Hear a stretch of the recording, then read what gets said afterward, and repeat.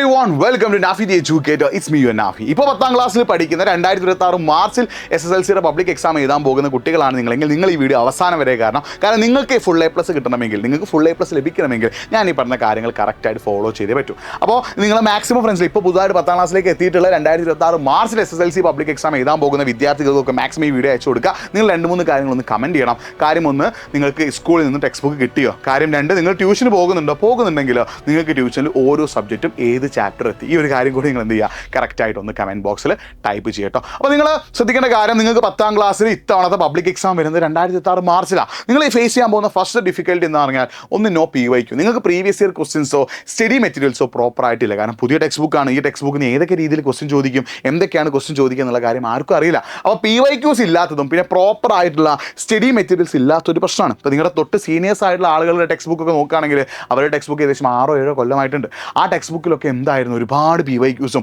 ഒരുപാട് study materials അവർക്ക് available ആയിരുന്നു. പക്ഷേ നിങ്ങളെ സംബന്ധിച്ചിടത്തോളം PYQസും സ്റ്റഡി മെറ്റീരിയൽസും കുറച്ച് എന്താണ്, കുറവാണ്. അതൊരു പ്രോബ്ലമാണ്. അപ്പോൾ അതൊരു പ്രശ്നമായതുകൊണ്ട് തന്നെ നിങ്ങൾ എന്ത് ചെയ്യണം, സ്ഥിരമായിട്ട് പഠിച്ചാൽ മാത്രമേ നിങ്ങളെ തേടി ഏറ്റവും മികച്ച മാർക്ക് വരുള്ളൂ. അപ്പോൾ രണ്ടാമത്തെ പ്രശ്നം എന്താ വെച്ചാൽ, ഇത്തവണത്തെ SSLC പബ്ലിക് എക്സാമിന് റിസൾട്ട് വന്ന സമയത്ത് ഫുൾ എ പ്ലസുകളുടെ എണ്ണം 10,000-ഓളം കുറഞ്ഞിട്ടുണ്ടല്ലേ. നിങ്ങളെ സീനിയേഴ്സോ കസിൻസോ ചേട്ടന്മാരോ ചേച്ചിമാരോ ആരെങ്കിലും ഒക്കെ ഉണ്ടെങ്കിൽ അവരെ ചോദിച്ചാൽ മനസ്സിലാവും. അവർക്ക് 60,000 കുട്ടികൾക്കാണ് ഫുൾ എ പ്ലസ് കിട്ടിയത്. പക്ഷേ അതിന് മുന്നത്തെ കൊല്ലം 70,000 കുട്ടികൾക്ക് എന്ത് കിട്ടിയിരുന്നു, ഫുൾ എ പ്ലസുകൾ കിട്ടിയിരുന്നു. എന്ന് വെച്ചാൽ ഫുൾ എ പ്ലസുകളുടെ എണ്ണം എന്ത് ചെയ്തിട്ടുണ്ട്, കുറഞ്ഞിട്ടുണ്ട്. അപ്പോൾ ഈ ഫുൾ എ പ്ലസുകളുടെ എണ്ണം കുറയാനുള്ള പ്രധാനപ്പെട്ട കാരണം എന്താണ് 20% ക്വസ്റ്റ്യൻസ് എബോവ് ആവറേജ് ക്വസ്റ്റ്യൻസ് ആയിരിക്കും. എന്ന് വെച്ചാൽ എക്സാമിൻ്റെ തലേന്ന് മാത്രം വന്ന് ക്ലാസ് കാണുന്ന കുട്ടികൾക്ക് ഒരിക്കലും ആൻസർ ചെയ്യാൻ പറ്റാത്ത 20% ക്വസ്റ്റ്യൻസ് ഉണ്ടാവും. അപ്പോൾ ആ 20% ക്വസ്റ്റ്യൻസ് പറഞ്ഞാൽ 80 മാർക്കിൻ്റെ സബ്ജക്റ്റിൽ 16 മാർക്കും 40 മാർക്കിൻ്റെ സബ്ജക്റ്റിൽ 8 മാർക്കാണ്. എന്ന് വെച്ചാൽ നിങ്ങളെ ഒരു സബ്ജക്റ്റിൽ A+ വേണോ വേണ്ടയോ, നിങ്ങൾക്ക് A+ കിട്ടണോ കിട്ടണ്ടോ എന്നുള്ള കാര്യം തീരുമാനിക്കുന്നത് ആ 8 മാർക്കും 16 മാർക്കുമാണ്.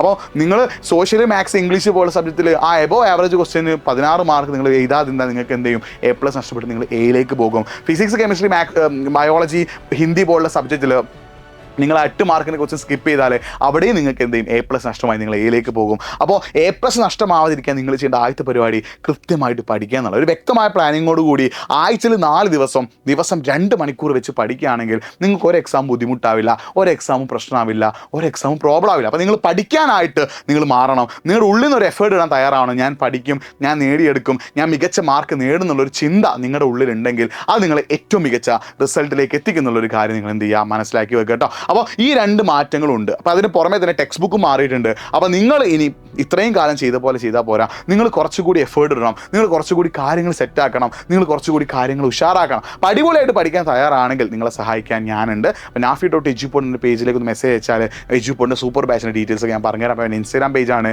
nafi.edupoint. അതിലേക്ക് നിങ്ങൾ ജസ്റ്റ് ഒന്ന് മെസ്സേജ് അയച്ചാൽ ഞാൻ എജുപോയിൻ്റെ സൂപ്പർ ബാച്ചിനെ കുറിച്ചുള്ള കാര്യങ്ങളൊക്കെ ഞാൻ പറഞ്ഞു തരും. അപ്പോൾ നിങ്ങൾ ടെൻഷൻ അടിക്കേണ്ട, ഒരു പേടിയും പേടിക്കേണ്ട. നിങ്ങൾക്ക് ഏറ്റവും ബെസ്റ്റ് മാർക്ക് വാങ്ങിത്തരാം നമ്മൾ നിങ്ങളുടെ കൂടെയുണ്ട്.